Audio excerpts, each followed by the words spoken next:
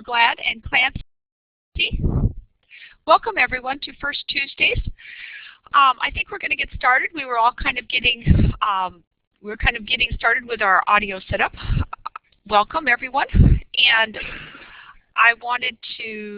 we'll go back here. I clicked the wrong thing, so we're going to go back to the first Tuesday. There we go. And welcome everyone. Today with our first Tuesdays facilitators. My name is Carolyn Peterson, and I'm one of your facilitators for this Renew Washington session that we have. And with us is also Rand Simmons. And in addition, we have, I clicked the wrong thing here again. So we're going to, just give me a minute, we're going to go back to the first one.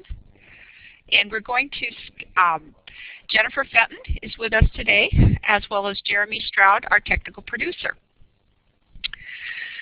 So today, this is a continuing education program that is produced by the Secretary of State, and of course this is an LSTA-funded project. But our topic today is hard times in Washington libraries. We have a Renew Washington grant, that cycle that is finishing up, and then we're starting another one. And we thought that since libraries unfortunately are still having problems with economic issues with helping people to solve problems, we wanted to have some of our current grant applicants share some of the lessons that they have learned. And so today we're going to have 4 people who have grants share some of the things that they have done that we thought was innovative or different or unusual. So, but first I'd like to have Karen Getling talk to you about what the grants were about. So Karen, I'll hand it over to you. Hi there. Just a brief run through of the grants.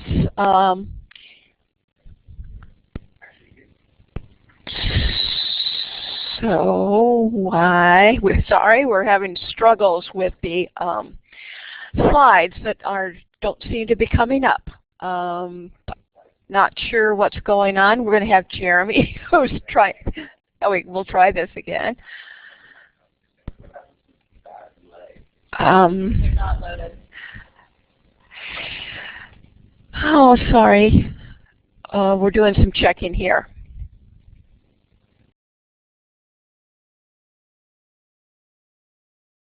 As most of you know, we did off a series of grants which they ended up being called Renew Washington because the Gates Foundation partnered with us, and we have 17 public libraries that did grants, Renew Washington grants, and 3 academic libraries, because Gates mostly uses their funds for public libraries. We were able to use their funds to match. And we had about $515,000 from the Gates Foundation, and we matched that with IMLS funds. Those libraries did a whole series of different types of projects. They included everything from having Resume Maker, adding lots of books and items, lots of databases, holding classes, a wide variety of types of things to help job seekers and people who are having hard times in the economic situation we are having.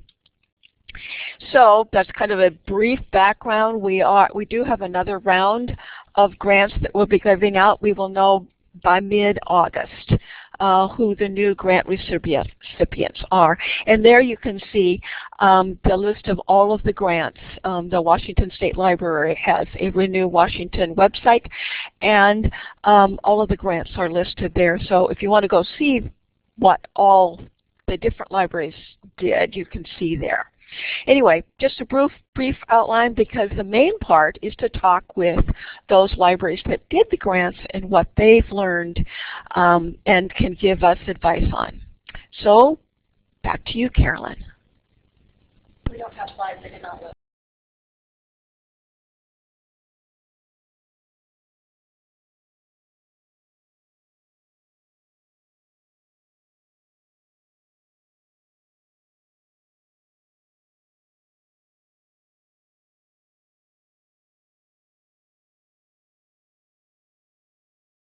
Okay, we are, again, I have to apologize for our lag in our server. Seems to be having some issues.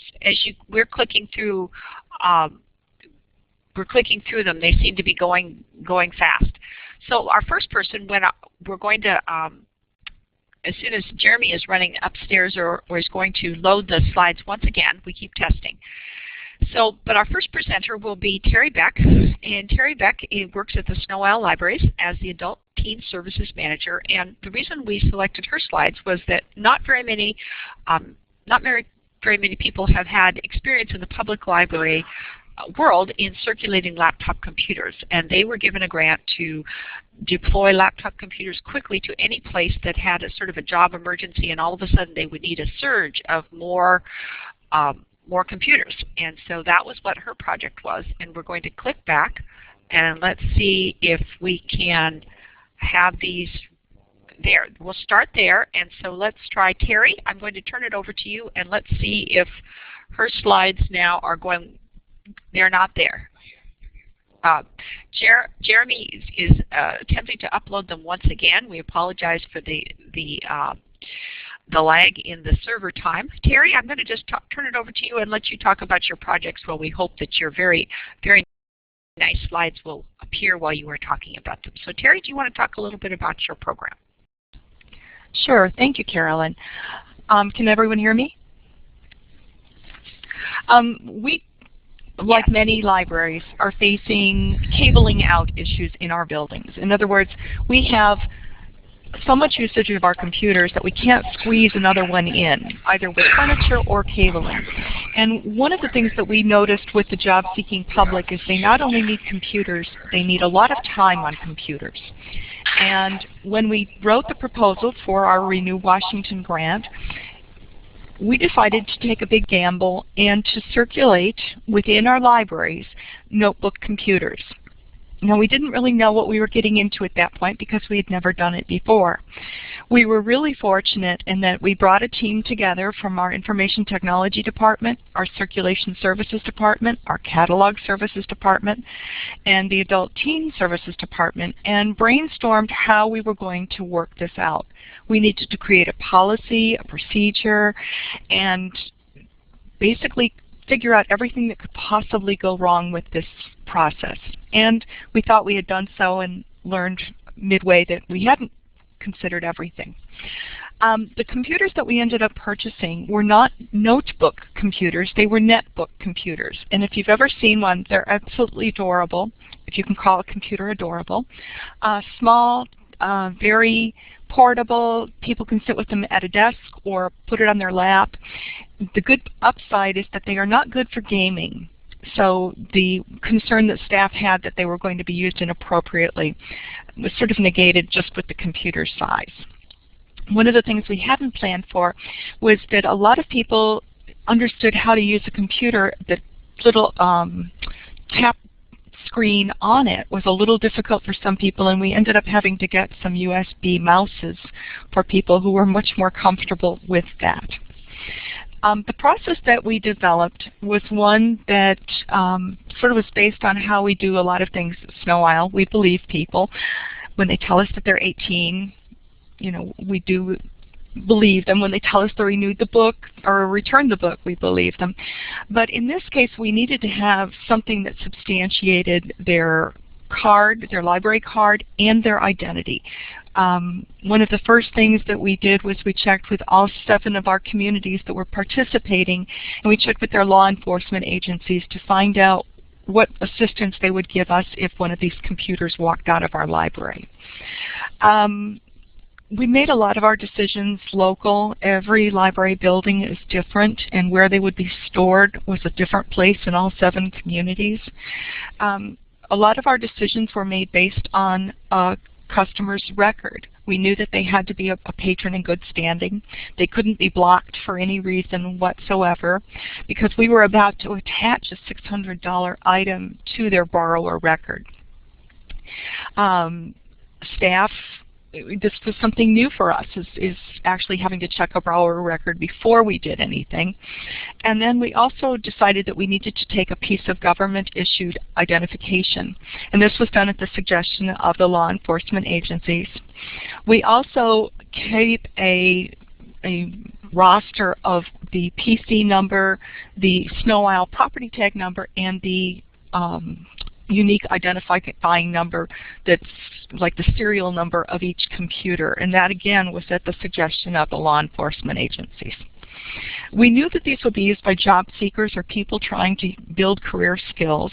So we knew that people under 18 would not be eligible for these computers.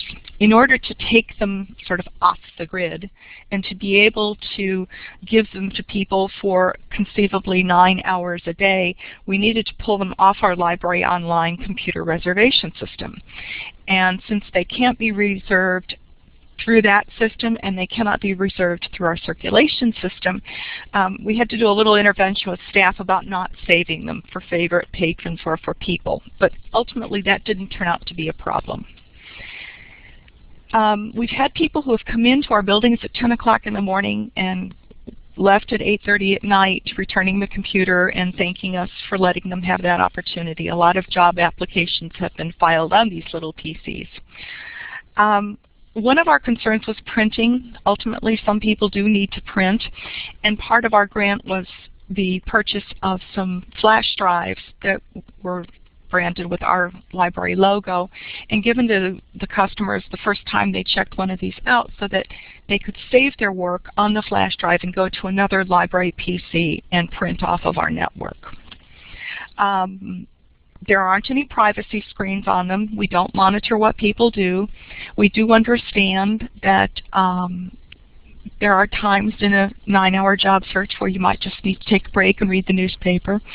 And people just do not monitor this. We've not had a problem with that. We have had 2 instances where the computer wasn't returned to us, but our library staff vigilantly followed up and the computers were ultimately returned.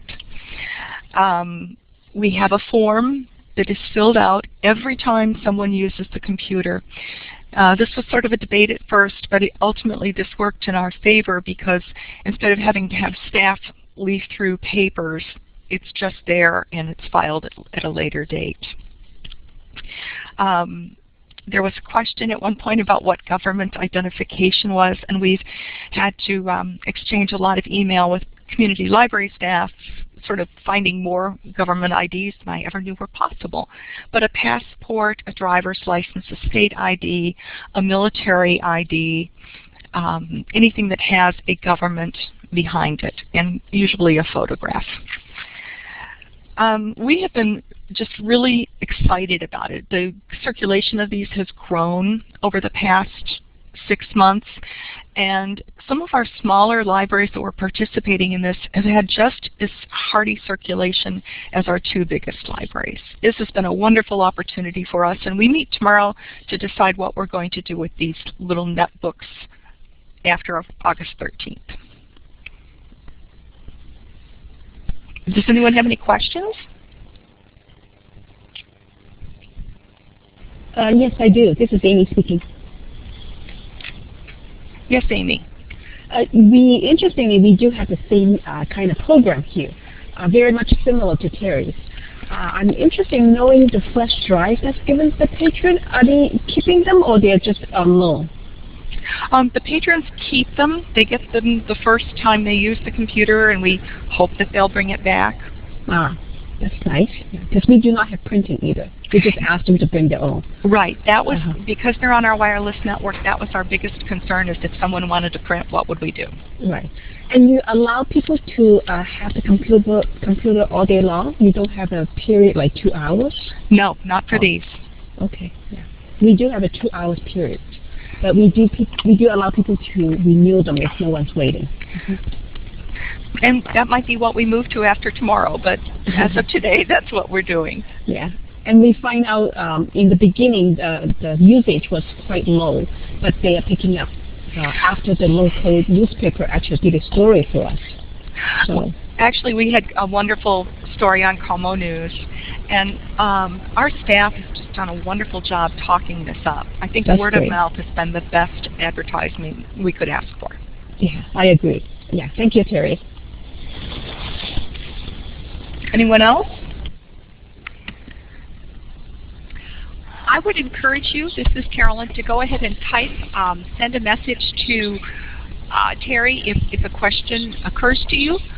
So things are, you know, if you thought of something, also if you wanted to email Terry later on, I believe we had a slide with contact information at the very end. But I'm just receiving something from Jeremy that's saying technical difficulties are still going on. So what Jeremy is attempting to do is when he loads the entire presentation, it's failing. The Illuminate servers must be really, really busy. But what we're going to do again is now this time Jeremy is going to attempt to load just a part of the series. So now, with no more questions for Terry, I'm going to turn to our next presenter, and that is Amy Lee. And Amy Lee, who you've heard, works for the Fort Vancouver Regional Library, and she is their User Experience and Public Computing Coordinator. And they have a multifaceted grant down there in Fort Vancouver Libraries where, and the aspect I asked her to focus on was she had worked with WorkSource. And as I'm the project manager who goes around to all the Renew Washington groups, and I have asked for many people, how has it gone with WorkSource? And there's this little pause, and then they will say, we are working really hard.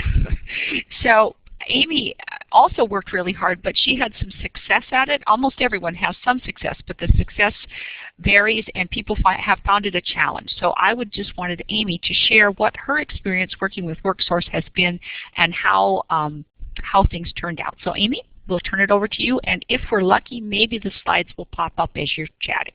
So thank you, Amy. Thank you, Caroline. Yeah, so our library is a 13-branch system. And with the Renew Washington grant, one of the components is to teach resume classes at 12 of the branches. And WorkSource plays actually an important role in enabling us to provide the service because, as you know, most libraries are not in the place of teaching resume writing, and the librarians are not equipped to do that. So we were very happy that we were successful in seeking WorkSource help. So I'll share a little bit about our experience. I personally actually have established some kind of relationship with one staff of WorkSource, the local Vancouver WorkSource office, before the grant came into being. That was through our Latino Community Resource Group contact. So I had taken a tour of their office and learned about their operation even before the grant started. So I was fortunate to have that kind of relationship. However, when I was writing the grant, the person I had contact with was only able to give me the name that I should really talk to. In a way, it helps, but then it took me many times of calling her and emailing her before I can reach the person in charge that can really help us. And it's not that she's not responsive, but I know she's very busy. They told me that they have actually their clientele had increased like 6 times in the last 2 years. So I can imagine how busy she was. But it really takes a lot of persistence to get a hold of her. Once I got a hold of her, I know the main thing is I need to talk to her about our clear understanding of what we would like them to help us. And I told her if really we would like to have the expertise about teaching our librarians how to do resume classes. And fortunately, the co-director was very receptive of the idea. And so she asked us to share the grant application with her, so I did send her my draft. And so she knows the scope of our grant. And then in the meantime, I also asked her for a letter of support to submit with application. And thankfully, she was very supportive of that and gave us a recommendation, letter of support too. We actually also got another letter of support from the white salmons, which is in the Columbia Gorge area, which is part of our system, from the white salmon WorkSource office as well.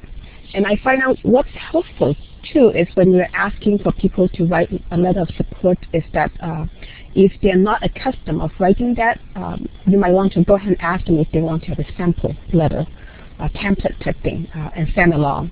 And that would help them to generate the letter for you easier. So our agreement is that we'll send a couple librarians to all their classes, and we also got permission ahead of time to modify and use their curriculum. So that's what we did. In the beginning, very beginning of the grant, we sent 2 librarians to 4 different classes they have. And they're on job search, skills, resume, and cover letter writing. And the librarians who went are very enthusiastic. It's actually very important to pick the librarians that are willing to learn, willing to take on a new role, so that when they come back, they can share with others. So we did that, and in our grant, actually we put down we'll only teach 1 class. But because the librarians were so excited after they came back from those WorkSources class, they decided to offer 3 different classes to meet the needs of our patrons as they see it. So the 3 classes that they use WorkSource curriculum and then revise them to fit our own needs, craft of creating your resume, crafting cover letters, and polishing your resume. And the third one is really for people who already have a resume, just to improve it. And the first one is for people who never really have written a resume. And then cover letters, pretty much everybody needs one, and they search for jobs. So after the librarians took the classes, we used the train-the-trainer approach for our classes. So the 2 initial librarians would take on another librarian. Actually, one of them would take on another librarian in our system to go out to the branches and do the classes, so that the new librarian can learn from her, as well as we require one of the branch staff to be at the class as well. So we are passing on the skill set to the branch staff, hoping that one day the branch staff, usually they are not branch librarians, they're just assistants at the branch, will be able to take on and use the curriculum to teach the class locally. Because we're so spread out, we serve 3 different counties. I have to say that our classes is not as successful as we wanted. The number of students are lower than we expected. However, for all the people who took the classes, they got great responses and give us very good evaluation. And they really learn a lot from them. So the lessons learned about working with WorkSource, I think it will be very important to establish an early relationship with all the WorkSource officers within your library system, and not to establish that relationship when you need them. It would be, I think in my mind, would be wise to maybe have one particular librarian be a liaison with your WorkSource office, just to see what you can partner with them on a smaller scale, or just get to know each other. And also, you need to be persistent and don't give up when you try to reach them, and find the right person, someone who's willing to listen to you or to talk to you. May not be the first contact. You may have to try different people to find that one key person.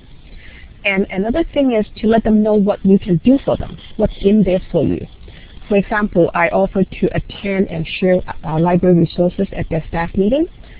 However, they never really respond to that request. I sent them a couple emails, but they never respond back. But at least I tried. I let them know this is what we can do. And then I also told them that we often refer patrons to them, which is true at the desk, especially before we had the Renew Washington grant. We always refer patrons to WorkSource to take their classes and to use the computers and that kind of thing. And then we also link to all the WorkSource offices on our library employment page, as well as highlight them on our job lab computer as well. And in our evaluation, we actually have a lot of people say that they use the WorkSource site from our job lab computers. And also, when you're talking to them, emphasize the common goal that we are really all in the same place to help the local community, and we are not really competing with them, even though sometimes they may feel that way, depending on who you talk to. But the truth is, their offices are overwhelmed too, so they actually might welcome the library to be partnered with them. And also know their boundaries. For example, in the Vancouver office, they cannot distribute our library flyers about our job program. That's their policy. However, in White Salmon, it's much smaller, and they took 100 of our Spanish brochure to distribute to their patrons or their clients. So that was wonderful. So you have to know what they can and cannot do and honor that too, and let them know, and don't push, the boundary. And again, it would be good to have a library staff be a liaison, especially in our situation in the White Salmon branch.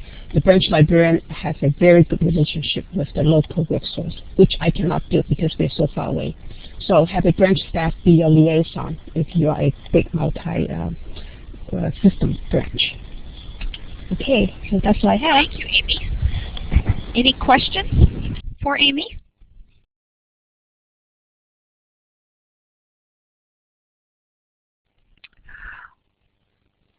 I'm not sure if everyone saw what Terry Beck had said, but she shared that it was quite a frustrating experience for them sometimes because the WorkSource, there were so many staff changes there, and I did hear that people would move on, or they'd get, that they would establish contact with somebody, and then the next time they called back, they were different. And I heard this from different counties and different places. So WorkSource is a real challenge to work from. And I think, her idea of just be persistent and patient and keep slogging in there seems to be the best thing. And then those local liaisons. Any other questions? Again, you can type them directly to Amy.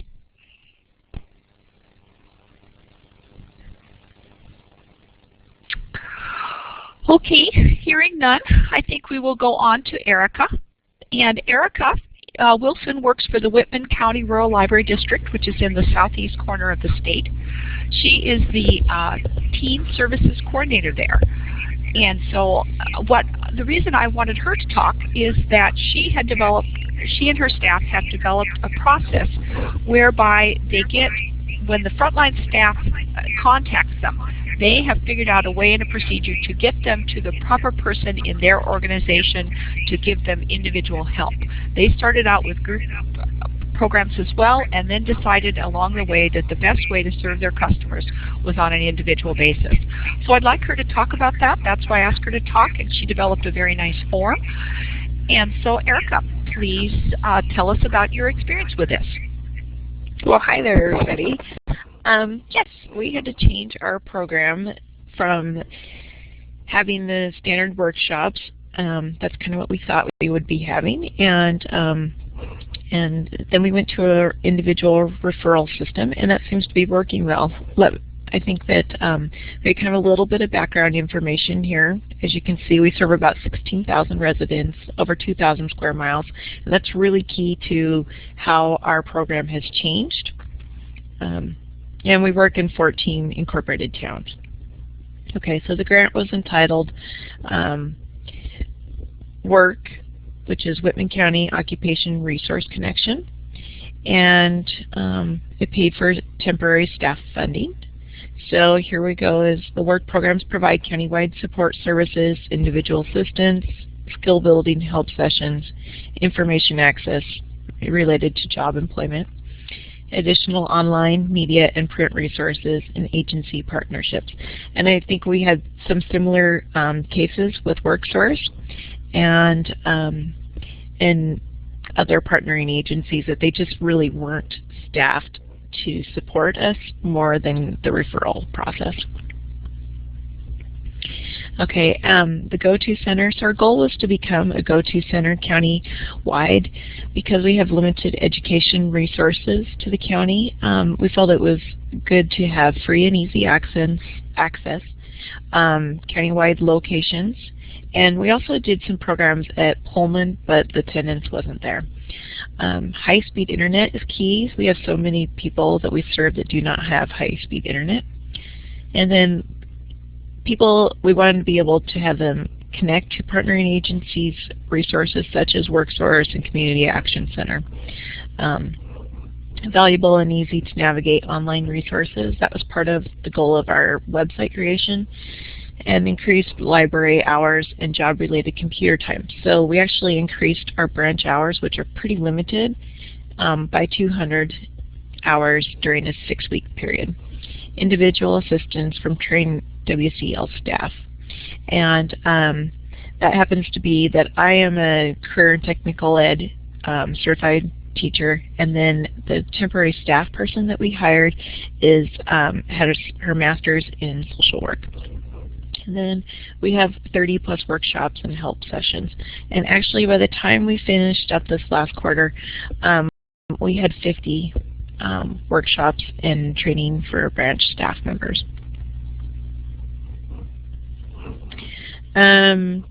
Programs and skills, these are the things that we taught. Our computer skills for Microsoft Office, typing. We had people that we were serving that didn't know how to use a mouse, and so that posed some of the challenges that we had to address. Saving documents, setting up email, Google Documents, we use that quite a bit. Attaching files, printing, internet search. The work programs, we would do assessment of work interests through either Bridges or state libraries resources. Voice has good programming for that. We'd look up education training programs for them and help them assist with that. Job preparation and the application process. So we would do job searches. We did a lot, and we spent a ton of time on resume building and cover letter writing and online application. Okay, so here's where we get to program planning, learning, and growth. So we plan to have a lot of workshop-based, but in reality, we would have a lot of people with varied skills and abilities. So we might have one person come in needing to learn how to operate a mouse and another person needing fine-tuning on their resumes. So it was great if we had both Andre, the other gal working with me, and myself, and then we could kind of pair off and give each person individual assistance. That kind of contributed to us moving to the ability to adapt and switching to the referral process. So here are some factors that kind of changed our whole planning. One, we had to hire somebody, which was Andre, the gal that has her master's in social work. Then website delays. We were going to create this website and make it a whole comprehensive, easy-to-use website. However, the person we hired also had other time commitments, so that delayed our website. And it was a large learning process for us. We have a library remodel going on at our headquarters right now. So during this whole grant, we moved out of our library and moved into a temporary place, which we're lucky to have. But that made it so that it was very difficult to have programs because we didn't have our computer room. We didn't have places to store books or resources. So it's definitely hurt us. Anyhow, so we went to the referral program and found that we made a referral card and we modified the work program to meet Webb County's needs demographics. So what we did was we trained branch managers to know to contact us if they had somebody come into their library that might need assistance with with the skills I've talked about, such as online applications and resumes. And they would email us, they would fill out this referral card, email us the information, and then also send it to the HQ, and it would get into our mailbox, and then we could address it. We also have a specific email address, which is called WORC at Whitman County Library, and from there we could follow up with contacting these individuals and setting up an appointment to meet with them, and then do follow-up training sessions or just help sessions countywide.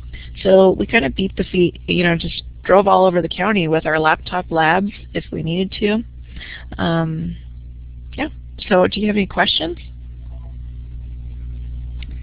Are we going to see your referral form?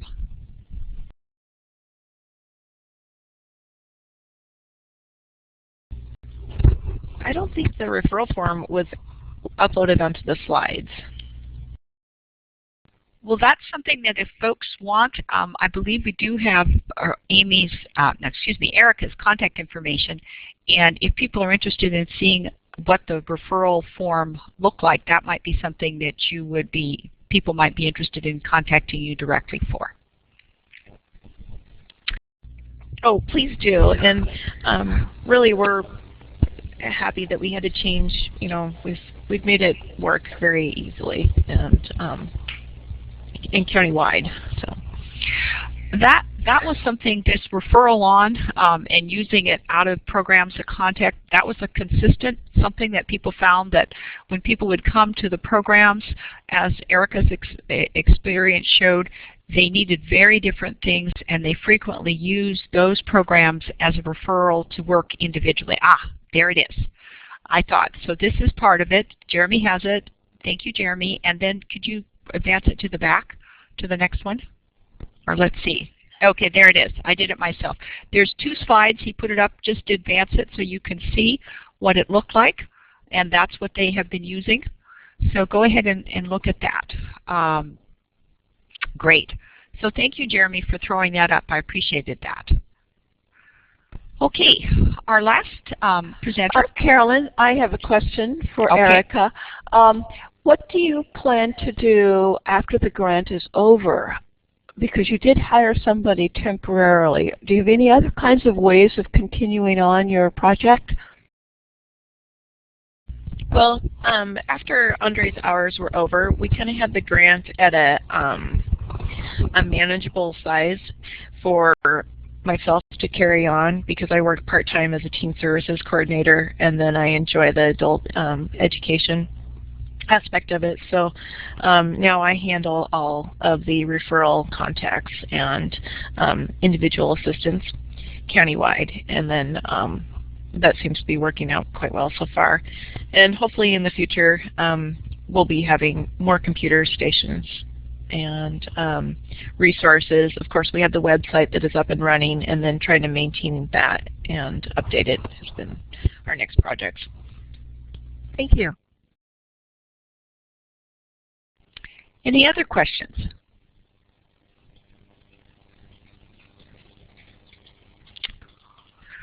Okay, well, our last presenter is Brian Sanita, and he is the director of the Mount Vernon City Library.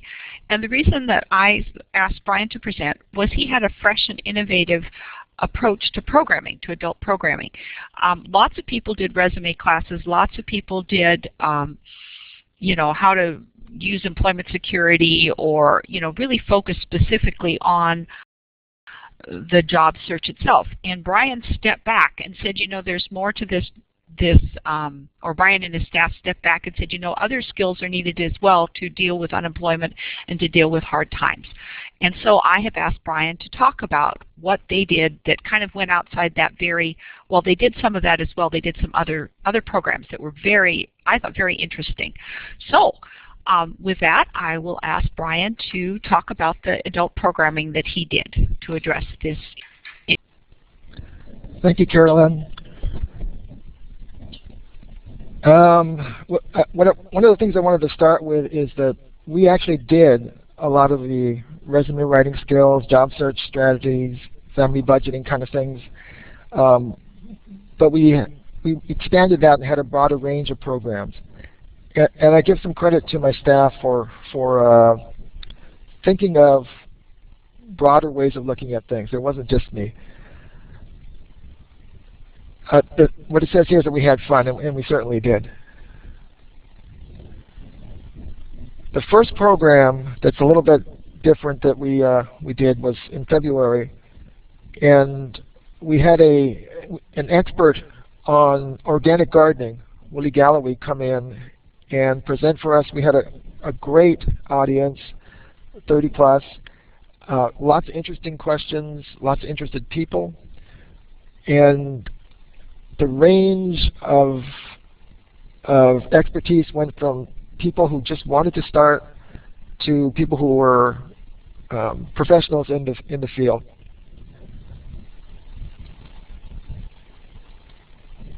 I guess I can advance it myself. Thank you. And again, there's a great deal of interest from the people in the room. And this is a regional expert who is on the radio, writes, blogs, is a legitimate expert, and we were lucky to have somebody with that, not just expertise but presentation skills. Oops.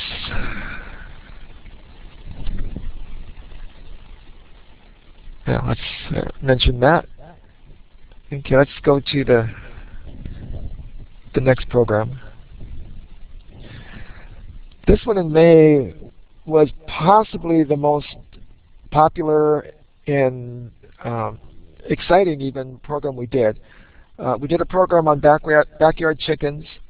This was actually a friend of a staff member who happens to be very experienced, very knowledgeable in raising chickens. She brought 3 of her chickens, which you can see there. They were wonderful.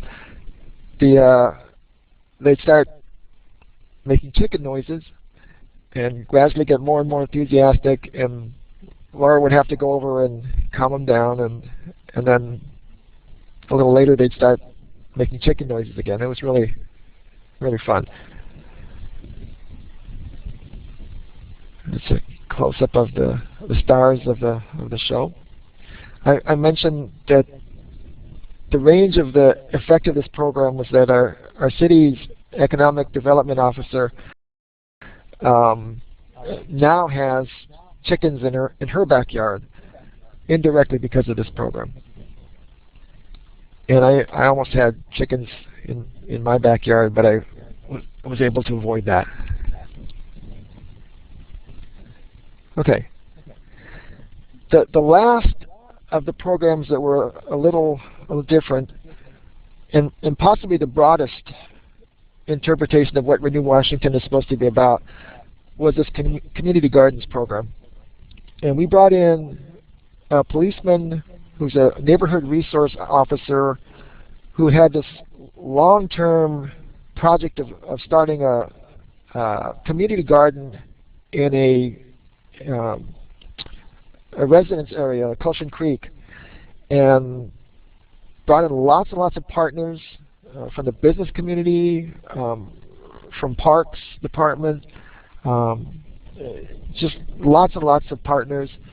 And it was not just something that would help people in hard times in actually feeding themselves, but it was a community building opportunity and effort that has worked really well. And this program brought in Gil Gilmore, who's the manager of the local food bank, and he's working on starting his own neighborhood food bank. There are other food banks, other community gardens in the area that are all trying to do the same thing. They're all in various stages of completion. But I think the starting point, the one that worked, the one that got people's attention, was this Kulshan Creek project. And again, it's not just about people feeding themselves or people growing vegetables. It's about building a sense of community and rebuilding a sense of community. And in that way, I thought it was an excellent fit for what Renew Washington is all about.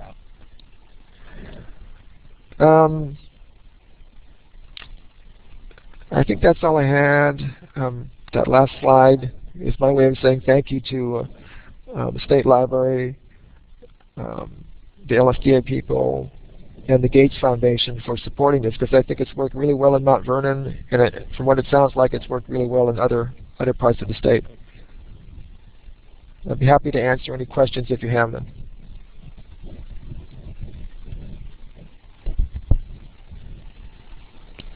Okay. I wonder, I saw Liz Roberts, and I see some others who might be here. Were there any other sort of programs that were slightly outside the traditional, job building skills that other people want to share that they did, that they talked about to address this economic programs?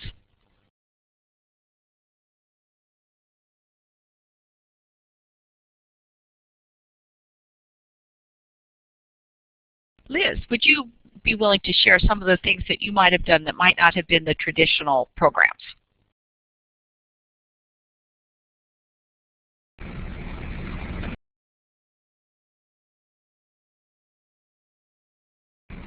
Can you hear me? We can now.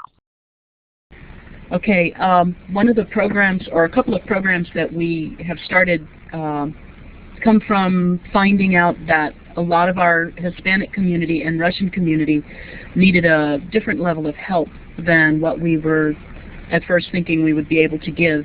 And so we've started talk time classes and citizenship classes. And those are actually really broadening our contacts with those particular communities and are bringing them into the library when they haven't been in the library in the past. Also, we've experienced the same lack of huge numbers at our normal resume and computer class kinds of classes. But what we found is that we've had people leaving in tears with their new resume in their hands, and we've decided that how many times do you have to see that until you really understand that your program's working? You don't have to have the numbers, you have to make a difference, and that's what we're doing. So I think that those two things are what are a little bit different for us for our program.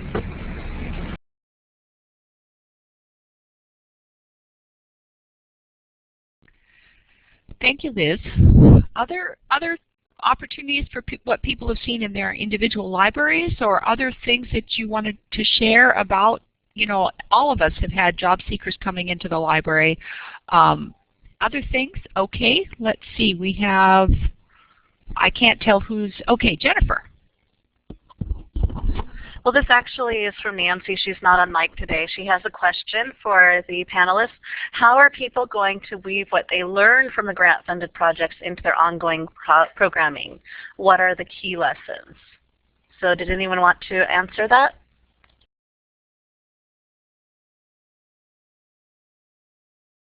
Go ahead, Terry. I think that what's important is that it shouldn't be in a vacuum, whatever you do. When we went into this, we were looking at what would happen afterwards. So we've already incorporated the notebook computer rental process into our new Coopville library because they were cabled out even in a new library. And just looking for opportunities to be more strategic with what we've done. Thank you, Terry. I saw another hand up. Did someone else have a comment? Well, this is Erica, and I was thinking that just the ability to adapt to really what your customers' needs are from what you think their needs are. Just listening to the customers. Thank you, Erica. And Liz says, finding partners, marketing to Hispanic and Russian communities. Great. Other thoughts? Go ahead, Amy. Yeah, I agree with what has been said already. And we too will be continuing some of the components that's left off of the grant, the ones that would not require too much money.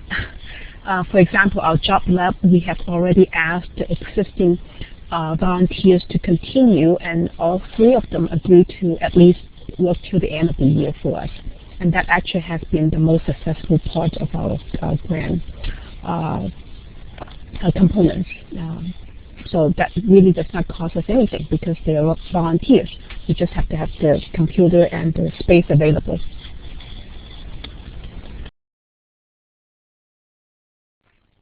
Brian, you have some comments. From what we learned, a real basic, obvious one is that we ran a range of programs, and as I said, we did the core programs like resume writing and job search skills, and those were not failures. We had an audience, but what do the people want? Well, they want to hear about chickens. They want to hear about gardening. Those are the programs that had huge audiences, and that's going to affect how we program in the future. So that's a real simple but obvious result of the grant process. This is Carolyn, and I think this is one thing that I did find across grants is that people were surprised. They got turnout for their resume classes, or they got turnout for the things, but they didn't get the turnout they expected. I think that they either found that they needed to do one-on-one sessions or that they needed to do different publicity or something, but everyone was surprised by, well, they had good turnout. I don't want to say that. They did have good turnout, but it wasn't the turnout that they expected. So I think this ability to adapt, to check your market, to find out what your customers are looking for, and this slightly outside the box is a good thing. Any other comments or questions? I'd like to talk to you a little bit more about about our next coming program, which deals directly with a WorkSource product. But I'd like to hear any other things.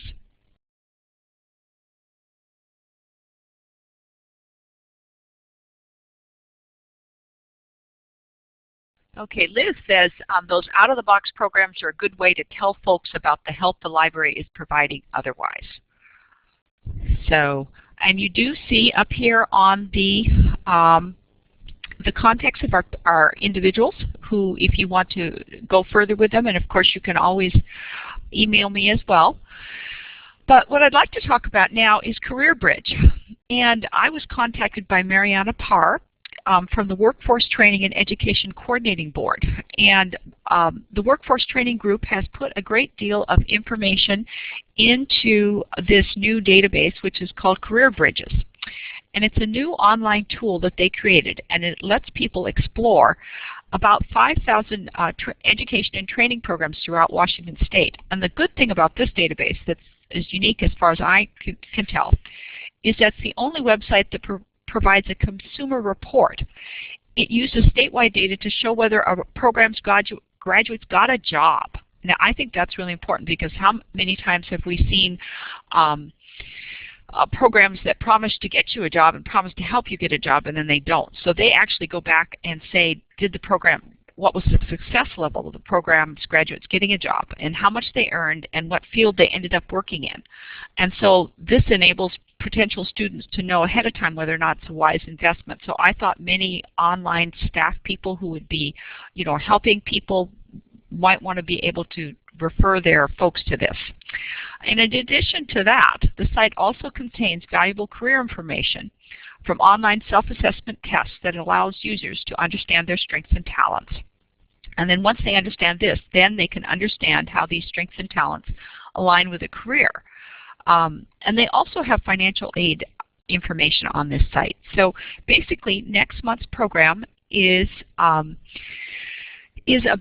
this site itself, and it'll be a guided tour from Marina. And the other thing I wanted to mention is that Marina is a state employee, and the Workforce Training Board has a furlough day on our normal day, and so she will be unable to present that day, so we have moved it to accommodate her to September 14th. And we will send out publicity that says it. So it won't be the day after Labor Day. Instead, it will be a week later when she is able to do this presentation. So thank you. And are there any last questions before we say thank you very much?